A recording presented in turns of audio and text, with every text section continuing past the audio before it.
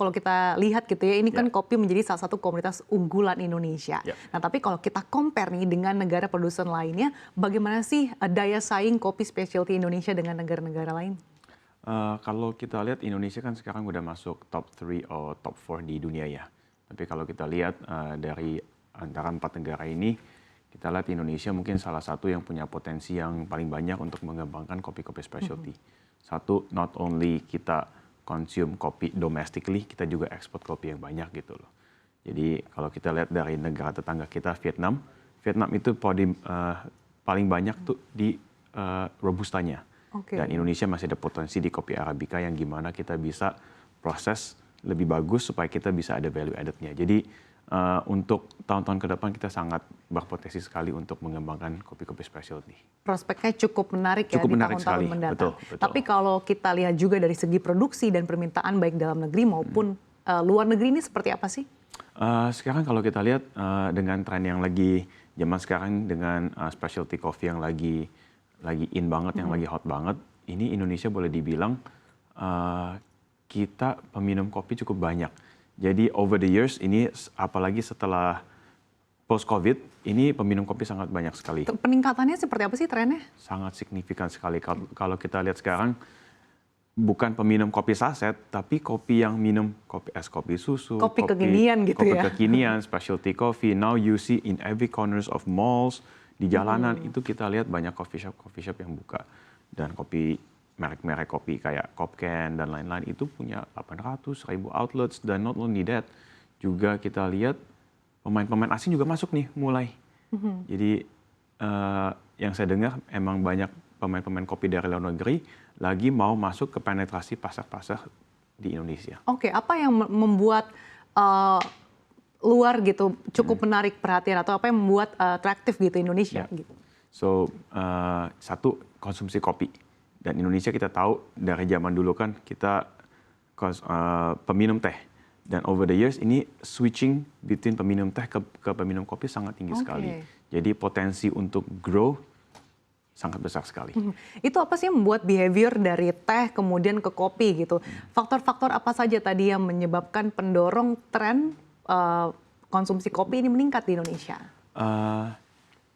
Mungkin satu dengan gaya hidup, lifestyle. Kita tahu kopi adalah dengan quote and quote coffee's lifestyle. Yeah. Jadi dengan millennials, anak-anak muda zaman sekarang itu kopi sangat diincar sekali dan boleh dibilang over the years ini emang naik sekali, signifikan sekali. Jadi penumbuhan gerai-gerai kopi itu sangat tinggi sekali dan banyak sekali sekarang kopi Indonesia bukannya diekspor, emang dipakai di dalam negeri. Tapi perbandingan serapan dalam negeri dibandingkan dengan ekspor ini gambarnya seperti apa?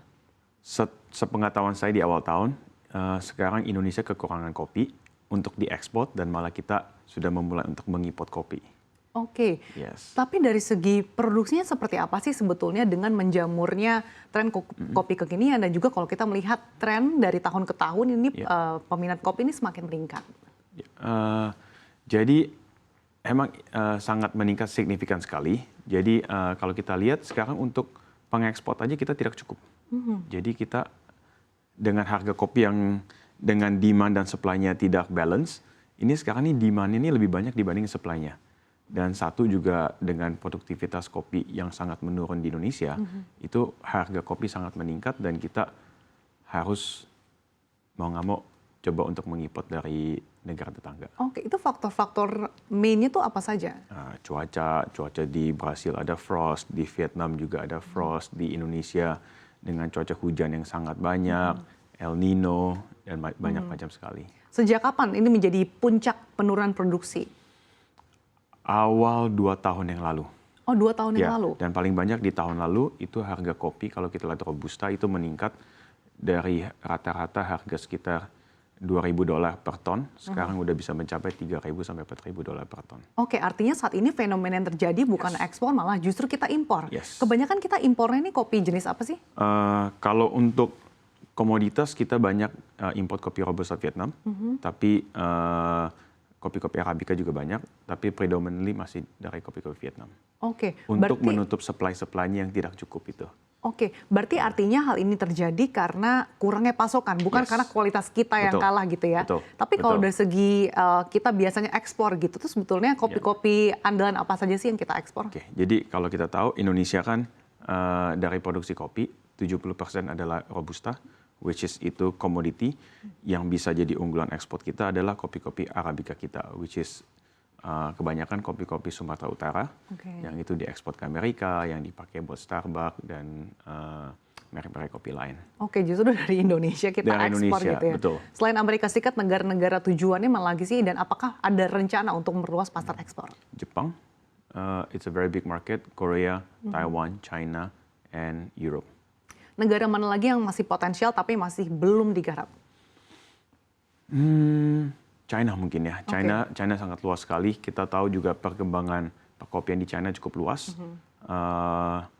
Itu mereka coffee shop menjamur bisa satu hari bisa sampai 2.000 sampai 3.000 gerai outlet coffee shop buka Oke, per hari jadi di China. potensi untuk Sangat memperluas luas ini sekali. sangat besar di Sangat China luas gitu ya. sekali.